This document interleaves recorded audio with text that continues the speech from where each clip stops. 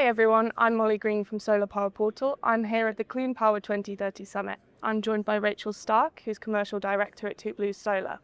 Rachel, I wonder if you could tell me what impact you've seen the Clean Power 2030 target have on the industry since it was introduced. So I think the 2030 target is obviously ingrained in people's heads. It's from a kind of publicity perspective, it's a really good concept that we all have something to focus on. To what extent people have actually achieved it obviously is questionable, and I suspect there's been a million things written about that already. What I am seeing as that date gets closer, which it clearly is very close now, certainly I'm seeing a increase in public sector initiatives, awareness, talking about sustainability initiatives far more than I may have seen 5 years ago. Now, obviously, that will still take a while to translate into actual action, but it's certainly, I can see that momentum starting to build. In private sector, I think, in truth, the target is a good one, but there are many reasons that it will unlikely be met. And I think industry has many, many challenges that it needs to face. And the challenges predominantly with sustainability initiatives, and it's always one in 1,000 things that any business has got to think about or deal with. And in truth, there are mainly a lot of more pressing priorities that business have to think about. So the challenge is getting people's time and resource and mental strength, I think, to actually focus on that sort of target. Mm-hmm. So would you say that there's an element of needing to make it as simple as possible for private sector businesses?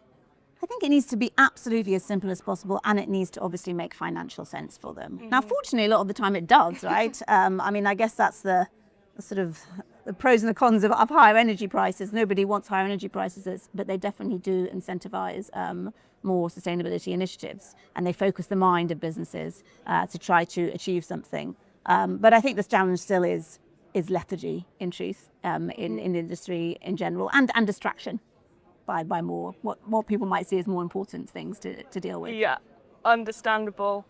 I suppose then, how are you trying to engage with clients and kind of push the importance of it, get through that lethargy?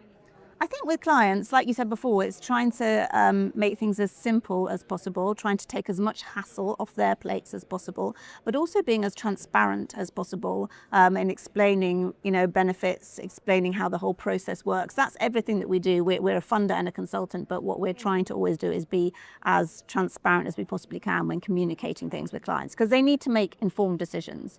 And to make an informed decision, you need to know the spread of information, and many businesses won't know about all the different sustainability initiatives and how they work because it's not core to what they do. So that sort of simplicity is fundamental. And within those initiatives, are there any in particular that have really kind of clinched the deal for you in deployment? Well, we're focused predominantly on solar. That's what our business is. So in truth, explaining the benefits of solar is not hard. They are very clear. It's a very, very established technology. There are minimal risks involved in procuring it and installing it. I think, again, it's more about how to get people's attention and how to get the right people's attention in a business when they have many other priorities. And obviously, carbon savings will help that message, but a lot of the time, the financial savings are the key driving message that needs to hit home. Now, we've referenced a bit that clean power might not be met by 2030, and we've also spoken about electricity prices as an incentive. In theory, once those electricity prices are brought down by the clean power target, what do you think will continue to drive uptake, if at all?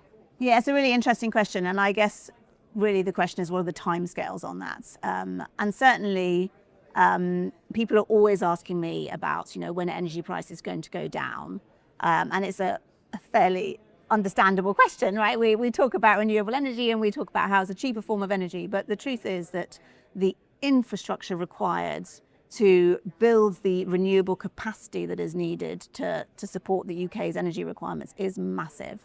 I'm not an expert in this area, but in my view, it's going to be a long time before we're seeing that infrastructure in place and not being fed through to energy bills, because that is 60% of businesses' energy bills at the moment come from all of those non-wholesale prices, and those are going to continue to go up for the foreseeable future, I think. bit doom and gloom. Oh gosh, in okay. a way.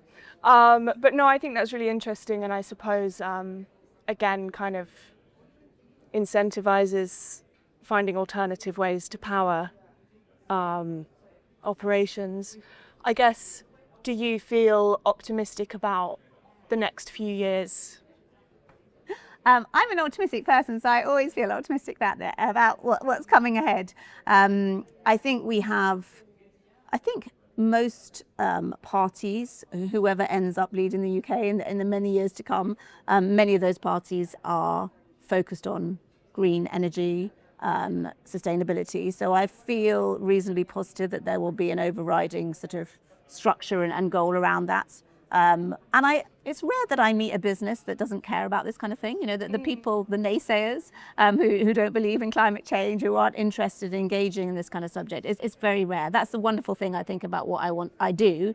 Everybody is happy to talk about it. It's a subject that is close to lots of people's hearts. So I think from that perspective, I feel positive. I just think it will not be as fast as some of us might want. Brilliant. I think that's a good place to end.